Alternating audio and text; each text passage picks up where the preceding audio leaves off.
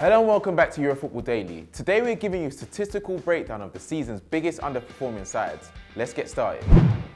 5. Monaco. It seems like a long time ago that Monaco finished as Ligue 1 champions with 95 points, having won 30 out of their possible 38 games in the 16-17 season. Since then, they have made a net profit of £271 million on players including Mbappe, Lemar, Fabinho, Mendy and Bernardo Silva. Last year, whilst the title challenge never materialised, they still managed to finish second, 13 points behind PSG. But this year has been a total disaster. After signing 13 players this summer, 9 of which who are 22 and under, Monaco have fallen apart. Their start was horrific. They won one of their opening 9 games, conceding 13 goals in the process to leave them languishing in 19th.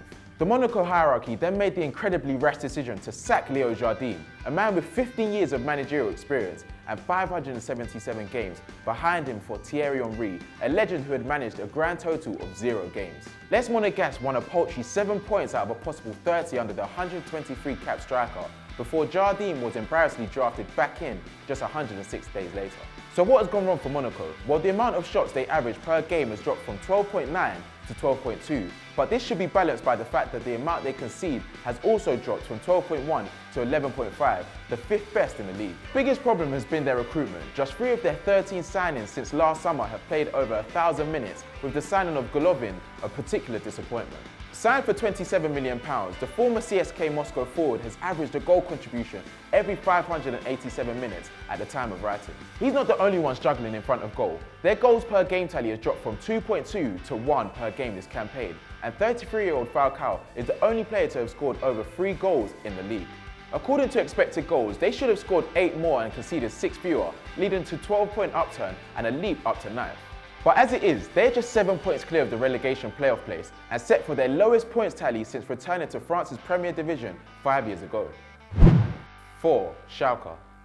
Fans of Schalke went into the 2018 summer break on cloud 9. They had just seen their side finish second, 21 points behind champions Bayern, earning them a return to the promised land of Champions League for the first time since 2013-14. But in truth, they massively overachieved. Domenico Tedesco's men played what was widely accepted as ugly but effective football, and they widely overperformed their expected goals, scoring 6 more than they should have. In fact, if the table worked according to expected goals, Schalke would have finished 4th. Last summer was a disaster for Schalke. They lost 2 star midfielders in Leon Goretzka and Max Meyer for free, who averaged 9.4 tackles plus interceptions per 90 between them in the workman-like side. Their defence has also been torn apart. Last summer, they lost promising youngster Thilo Kehrer and long-term servant Benedict Haudes before Naldo, who played every minute of the 2017-18 campaign, followed them out in the door in January. They spent £55 million on 8 different signings, but the major arrival was that of Hoffenheim's Mark Uth on a free transfer. But having scored 29 league goals over the previous 3 Bundesliga campaigns, Uth has struggled with just 2 league goals at an average of 1 every 704 minutes. In fairness to the German, he is far from alone in that side. Their top scorers in the league are 22-year-old winger who has only played 15 games, Brio Mbolo, and Daniel Caligiuri, who has played over 50% of his games at right back. They have each scored a paltry 4 league goals. Their dodgy form, which included just 6 wins in their opening 25 games, put Tedesco's position under immense pressure, and their 7-0 battering at the Etihad was the final nail in the coffin. Tedesco was removed and Huub Stevens was brought in on an interim basis for his first spell at Schalke and his first in management since February 2016. But even if they win all of their remaining 5 league games, they would still finish with their 2nd lowest points tally this century, a truly forgettable season for Germany's 4th most successful club. 3. Villarreal. Since being promoted from the Segunda Division at the end of 2012-13 season under Juan Carlos Garrido, Villarreal have never finished lower than 6th.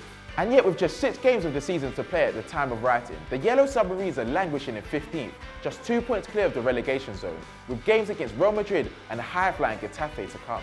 With a squad including Pablo Fornal, Santi Cazorla and the hugely promising Samuel Chukwueze, not to mention a strike roster of Carlos Bacca, Carl Toko Nkambi and Gerard Moreno, this is arguably the most talented squad which could go down in Europe's top 5 leagues. And unlike the cases of Monaco and Schalke, their recruitment can't really be faulted. They may have lost Rodri to Atletico Madrid, but getting Carlos Bacca and €80 million for Samu Castillejo was one of the deals of the summer. But their league form has been abysmal. They spent an 8-week spell between the 6th of January to the 10th of March in the relegation zone, but 3 wins in their last 6 games has finally seen them arrest that slump. Only twice in the last 15 years have they lost more than 13 league games they have already lost this season, and they have only won back-to-back La Liga games once this campaign. They've gone from beating Real Madrid, Atletico Madrid and doing the double over Valencia in the 17-18 campaign to winning just 3 of their 16 league meetings against the top 10 opposition this term.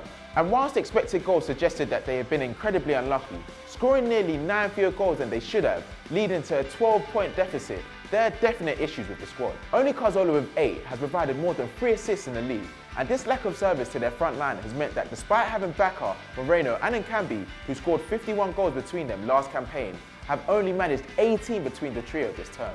Even if they do survive, with Cazorla now 34 and young starlets Fornals and Chukwueze attracting admiring glances from Arsenal and Leicester respectively, it's difficult to imagine Javier Cahaya turning things around for a club who are set to finish with a negative goal difference for the first time since they were relegated 7 years ago.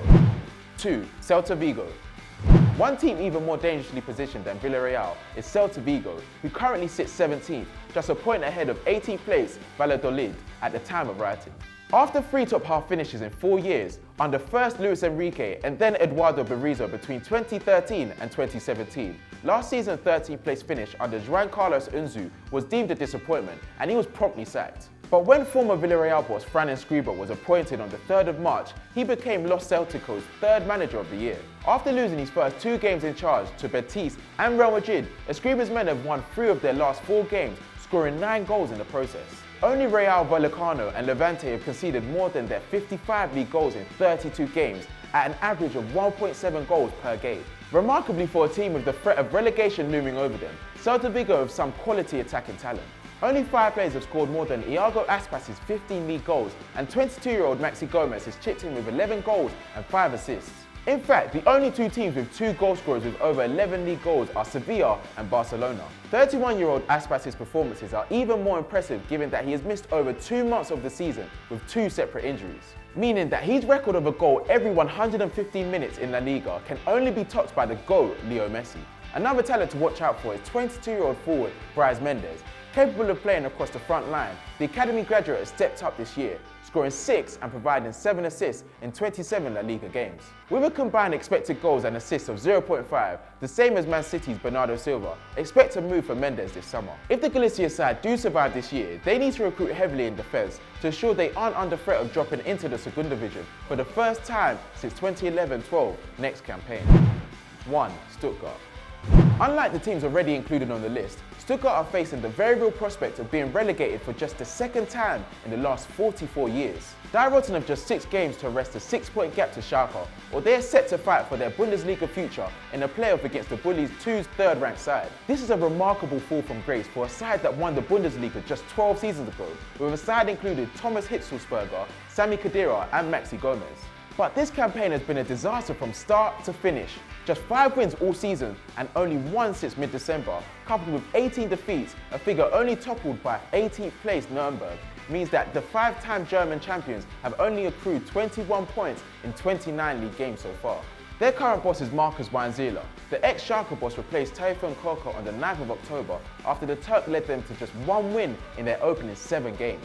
But Weinzierler has failed to improve a lumbering attack, which is only averaging 3.6 shots on target per game, the 4th worst record in the Bundesliga. But despite this, there is definite talent in the squad. 6-caps German international Ron-Robert Zieler plays behind a defence which includes World Cup winner Benjamin Pavard. The midfield includes former Dortmund player Gonzalo Castro and young star Santiago Ascasibar, and they are spearheaded by the Bullies' 11th all-time top goal scorer, Maxi Gomez.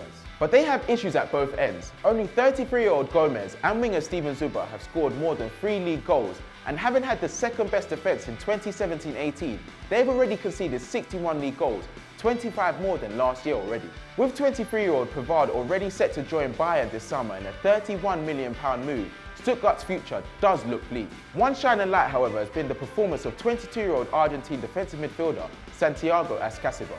He's been an almost ever-present on the pitch, missing just 2 league games whilst making 4.5 tackles plus interceptions per 90. With an average squad age of just over 24, if they can add some star quality to their roster, the future could be bright for Stuttgart. So that was 5 teams we think are underperforming this season. If you have any suggestions or think we missed anyone out, get them in the comments below. And as always, like and subscribe.